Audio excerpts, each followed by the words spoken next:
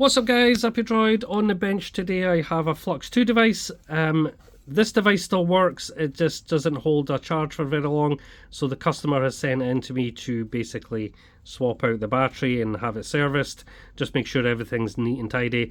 As you guys know, a way back I did a review on this and it was a little bit of an abomination side. So we're going to basically have a look and see if anything's changed. To be fair, GoStop did comment and say that they were looking into it and going to improve the quality of standards and things like that. They took on board basically what I said, which is very decent of them, I must admit. Also with the dead ringer, not the dead ringer, the dead bell device, they did improve on that as well. So kudos to them. They're listening, they're trying to improve things, and I hope to see more from that in the future. Anyway, this device was bought fairly recently. It's probably about 6 months old. The device I had before that was an earlier model, so I'm hoping to see some changes in here. As you can see, I've only just took the screws out. I've not looked inside here. You're basically going to see first time with me if there's any changes being done. So let's delve in and have a look. Already I can tell the different wires used, they are using silicone wire now, which I did recommend. It's far easier, it is far less strenuous when you're trying to join these two parts together. The silicone wire is way more forgiving. Yeah, they've reduced the size of the wire as well, so they're using, I believe this is 28 gauge or probably 26 gauge. Some of it is thinner. Typically I use 28 gauge because it's still suitable for this kind of powered device. So here's the battery. I did notice they did change the battery, so let's take a look at this. I believe the original one was 800 milliamp hour. This is saying 2800 milliamp hour. I very much doubt that this cell is 2800 milliamp, just due to the size of it. I would probably expect maybe this 1000 milliamp hour.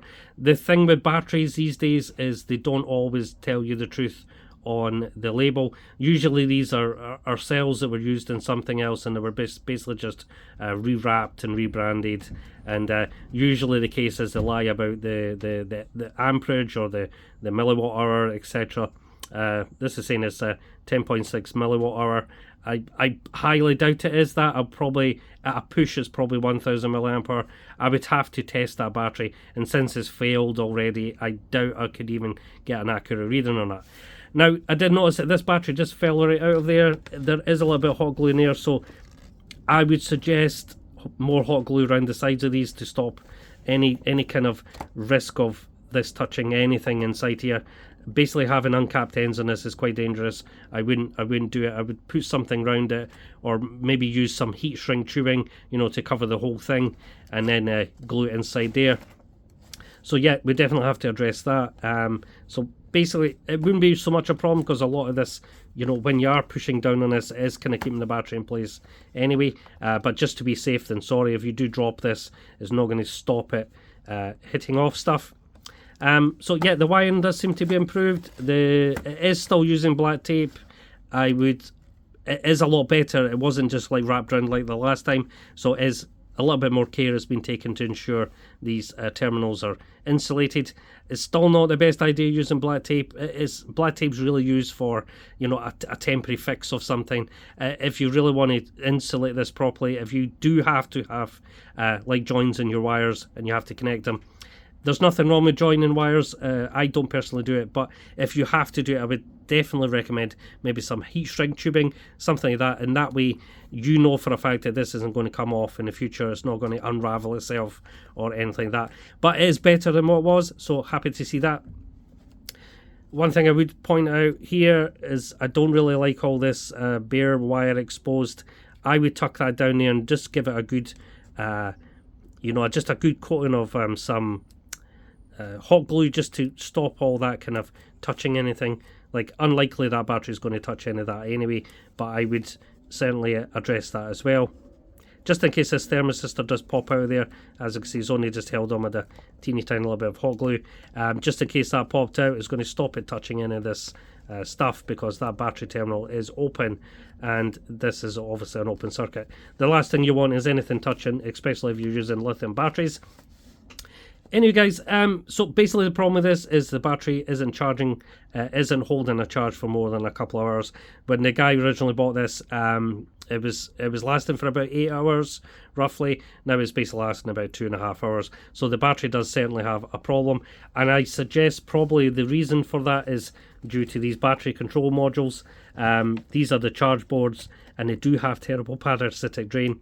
So typically if I use these boards, I also add a separate battery protection circuit for the battery, and that basically isolates the battery from the circuit. So if the little circuit on top it detects the battery is below a certain threshold, it will basically shut off the whole entire circuit.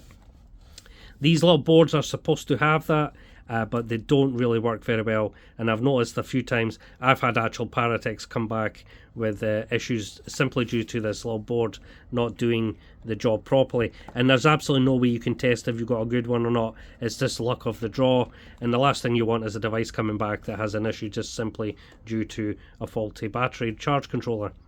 Anyway, I'm going to address that. I'm going to get the battery. I'm actually just still waiting on the battery coming, but I'll do another video as an overview to show you guys what I've done to fix it, just in case you have one of these and you have a battery issue in the future. It'll just simply be a case of swapping out the battery, and that's the type of battery that it has. So it's a 16340 battery.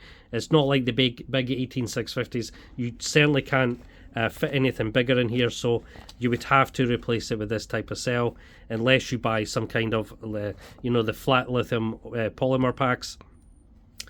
Again, I think you would still have issues getting in here, so probably best just replacing it with this. Anyway, I do have these batteries on order, and I will show you guys the repair I did in an upcoming video. But I'm glad to see that some things have been improved. Definitely improve more on the wiring here. Use some proper heat shrink. But again, I'm sure the creators will take note of that and do their best to improve that in future. But definitely way better than expected. I thought this was going to be a big mess like the original one I had on the desk, and glad to see things have improved. Anyway guys, I'm going to leave there, and I'll catch you guys next one. Bye for now.